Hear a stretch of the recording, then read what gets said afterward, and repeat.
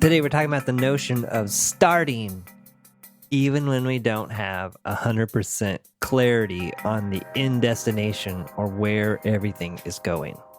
Now, this happens to me all the time. I know it happens to other people all the time. That's why I'm talking about it. So I was having a conversation with someone the other day where they were talking about wanting to get into a new industry that they'd never worked in before. They were enumerating all the things that they don't have or don't know, kind of enumerating all the limitations.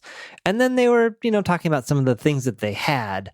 But we kept coming back to this place of, but I don't really want to start really making that full emotional investment in trying until I really have the full picture, the full lay of the land, the full vision of where this is all going to end up.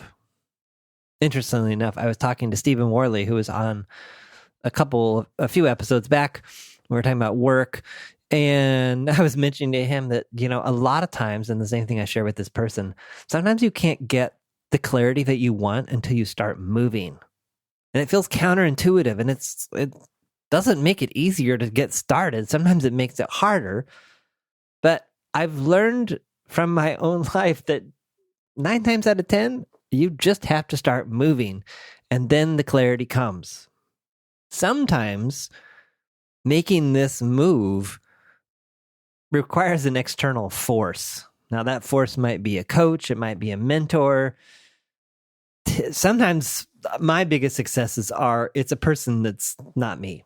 So it's someone that's not me, that has a view into my life, that can kind of see what's going on, that can call this out or help me to just take that first step. Another potential trap here, and this may sound strange coming from a project manager, is that deep planning, like super, super detailed plans, can also be a huge trap here. Procrastination technique as well. So I have a huge disdain for overly detailed plans because in my experience, this happens in life just about every day. No matter how reasonable or how well I think I know how something is going to go, I'm usually not 100% correct. So if you're familiar with the PMP, PMI, was it Project Management Institute, and their whole detailed planning structure or maybe you've heard of work breakdown structures. I've never created one in my entire life. I've never managed a project with a Gantt chart. I just don't find those detailed, super detailed plans one, they take a ton of time to create. Then you go to execute them, and within the first, say you've created this amazingly detailed plan for the next 6 months, and it's 100 different things. My experience is that by the second or third day or the third or fourth step, the whole plan needs a replan. The whole plan is, you've found cracks in it. There's problems with it. You've got to keep reworking the plan. And if that super detailed plan isn't really needed as much as you think it is to get to your destination, then why create it? And so that's often been my approach to managing projects. We know the end destination. We know what we have to do. We know that these are kind of the major milestones. We know we need to hit those major milestones, and whatever your deliverables are within those milestones, you're the subject matter expert for them. If you're in the testing team, you tell me what you think the best viable date is for you to complete your testing, and then you test however you think you need to. If you're writing code or fixing bugs, same thing. So just keep that in mind, that there's often this illusion that if I create this totally bulletproof, super, super detailed plan, then I'll know where I'm going and what I need to do, and then I just need to execute that plan. Funny thing is, if you haven't done it before, chances are you're going to create a super detailed plan that doesn't reflect the reality of what you need to do anyway. So maybe you're trying to get clarity on the bigger picture, or there's something more you want in your life. In the case of this person I was talking to, they wanted to change industries and go into a completely different line of work than they had worked in the past. Maybe you're not even sure what that is. Some things I'd be on the lookout for here are awareness, just a general everyday awareness. What am I interested in? What are the things that I naturally gravitate towards? Are there certain reoccurring themes? Are there certain types of events? Well, so for me, it was podcasting. For a while, podcasting just kind of came up. I was at a WordCamp event, like, I don't know how many years ago, and someone did a presentation on podcasting, and it totally captured my attention because they showed how easy it could be. It was still difficult in the sense of getting started and executing because I'd never done it before, but it planted this seed in the back of my head of, ooh, wouldn't it be cool to like have a podcast someday?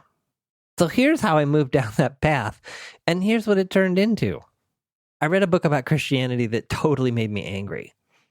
I hit up one of my good friends. I said, hey, would you read this book with me and discuss it with me? Help me figure out what is not working for me in this book.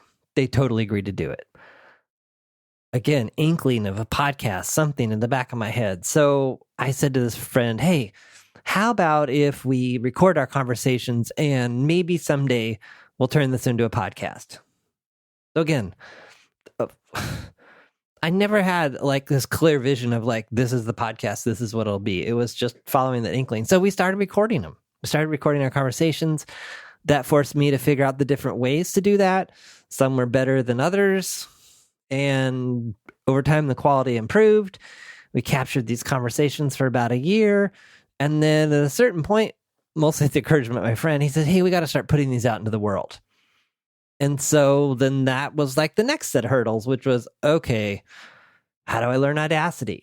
How do I start editing these things? How do I edit audio? Okay, now I got that down.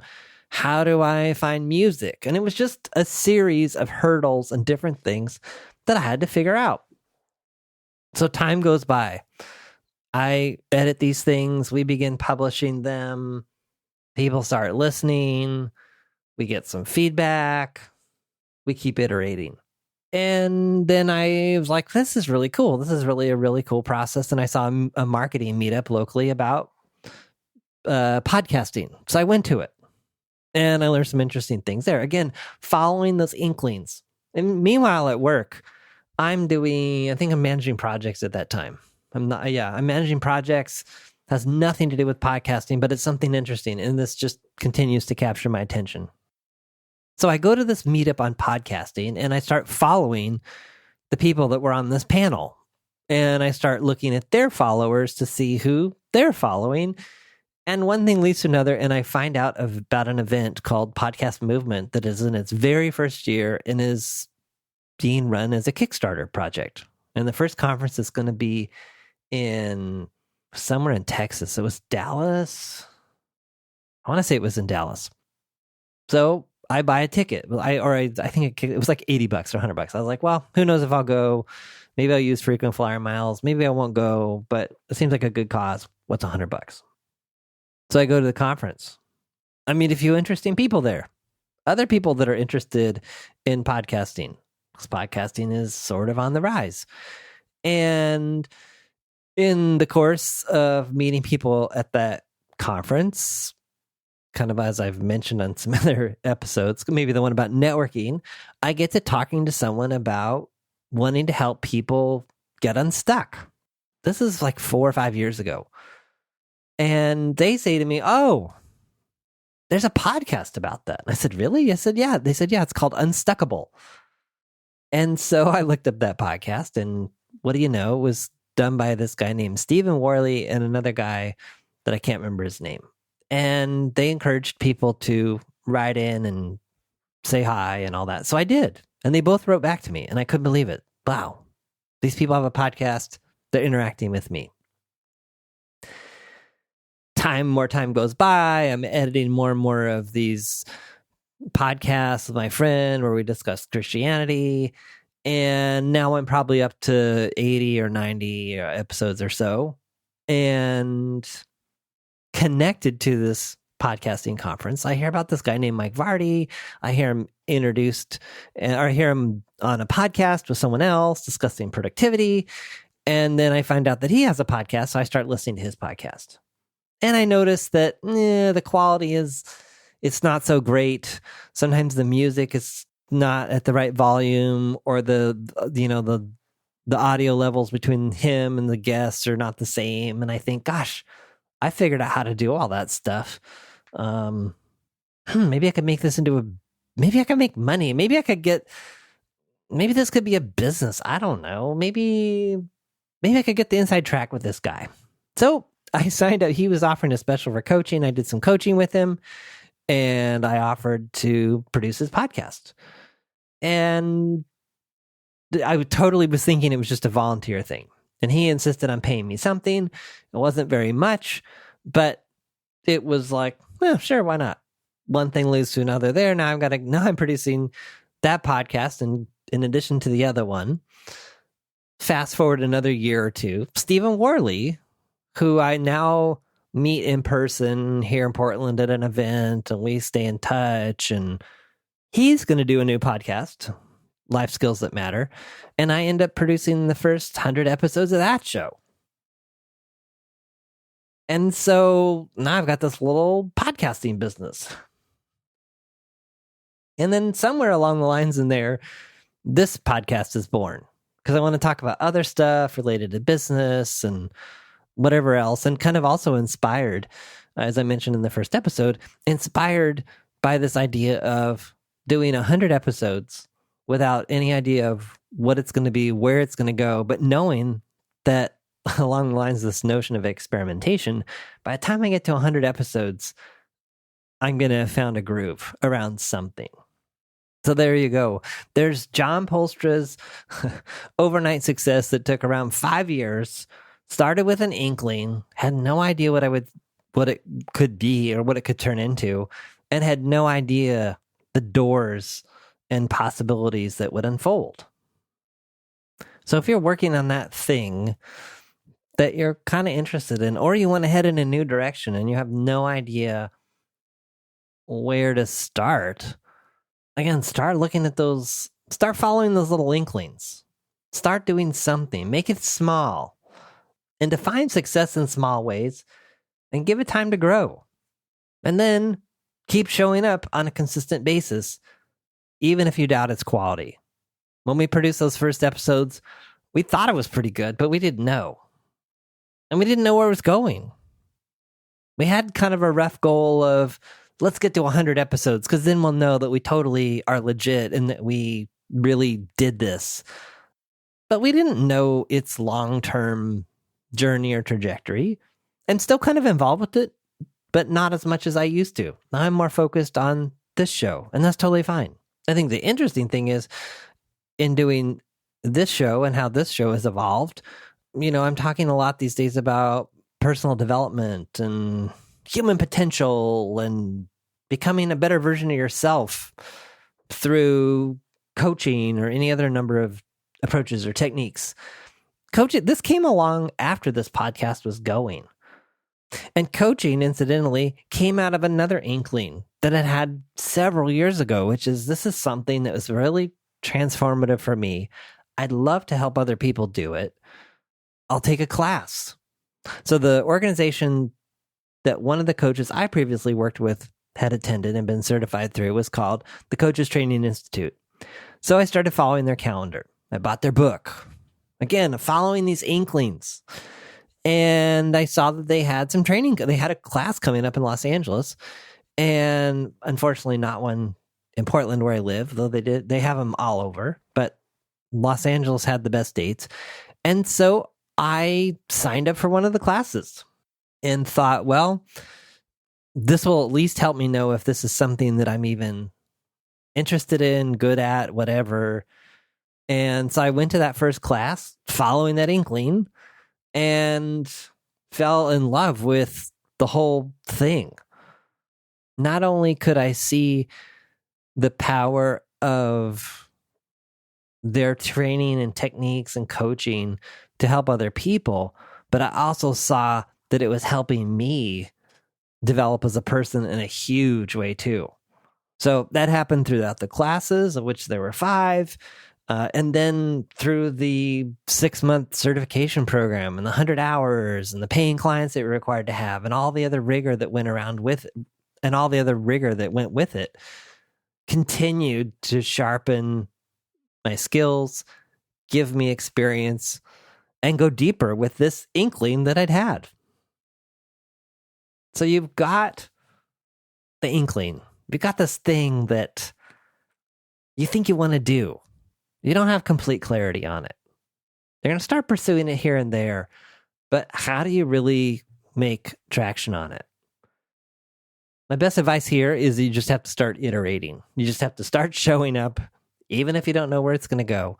Maybe it's a little bit each day before you start work for 30 minutes or an hour. Maybe it's getting up 30 minutes or an hour earlier than you normally get up. Maybe it's theming your days. So Mike Vardy has this whole program called time crafting, where he has created this kind of methodology around managing and planning your time that I use bits and pieces of it. I don't use all of it, but there is a lot of power when I have used it in terms of feeling like I'm kind of focusing and using my time in the right directions without, like I said at the beginning, overly planning things. So I hope this has been helpful. I hope this has shed a little more clarity on the notion that a lot of times we really can't get complete clarity until we start moving.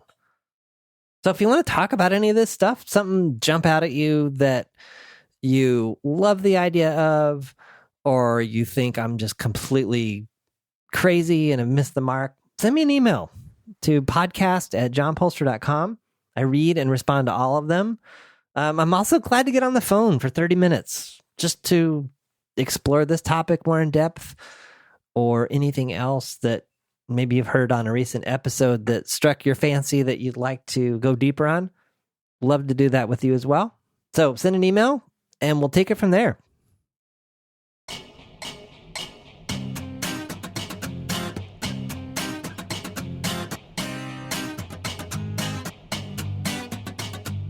Thanks for listening to The John Polster Show. Notes, links, and all that other good stuff for this episode are at johnpolster.com/podcast. If you have questions or ideas around the podcast, send those to podcast@johnpolster.com.